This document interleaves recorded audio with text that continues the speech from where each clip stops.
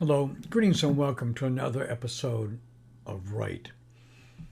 Now, in today's episode, we're going to read The Dragon of Conjunction. Let's begin. How many stories have you written? The red haired woman asks. We have stopped for the night on a rock shelf overlooking the stream we have been following for the last 9 days.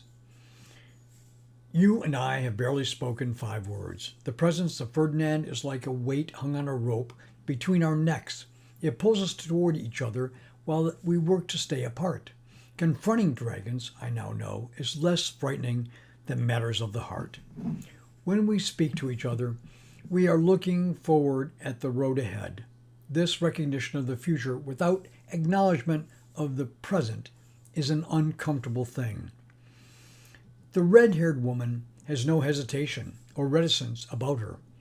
She speaks freely to one or the other of us, unconcerned with the awkward situation. I'm only an apprentice writer, I tell her. I have many ideas, but no actual stories yet. An apprentice writer, she laughs. There is no such thing. A writer is a writer. And if you are a storyteller and writer, surely you must have written at least one story. I have stories, I insist, but for now they're in my head.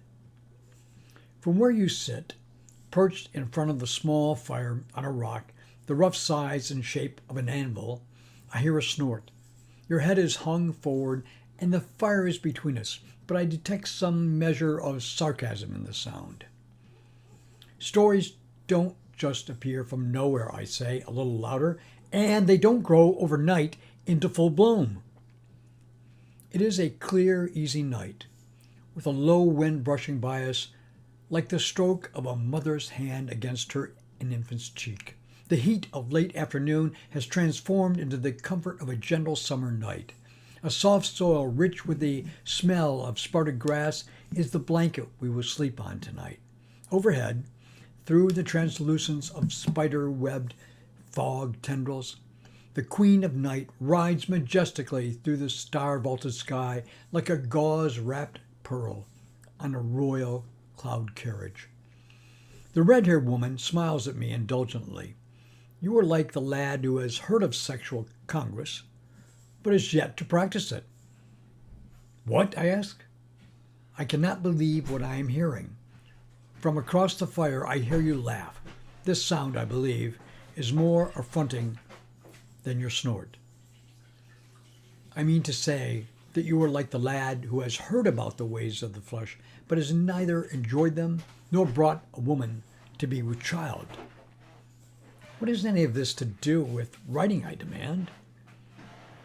She sits no further than an arm's length from me. True, the dirt-covered rock shelf is small, but she is still closer than feels comfortable. Tell him, the red-haired woman says to you. Across the fire, I see you sit up straight and stretch.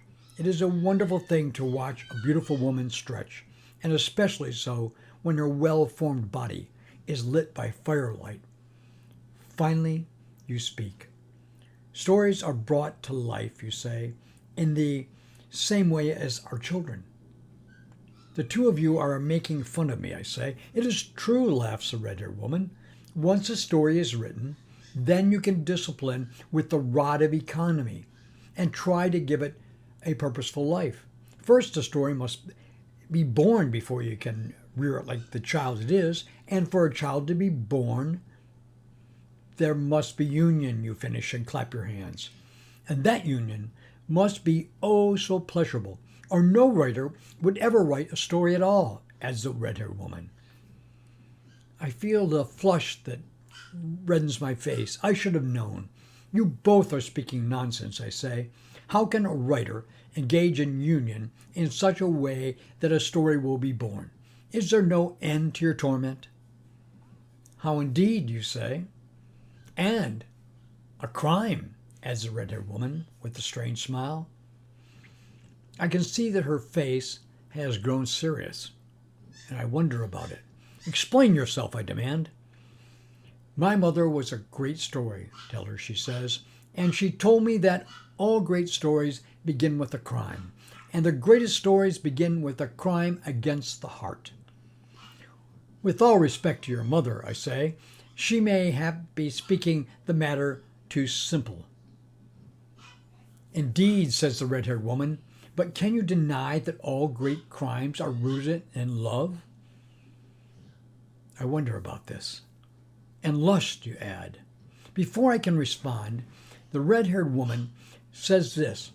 So you see, to birth a great story, a writer must begin with these three things: love, lust, and larceny. Your lady friend says you know something of love but are lacking in lust. Without lust, you can never be a great writer.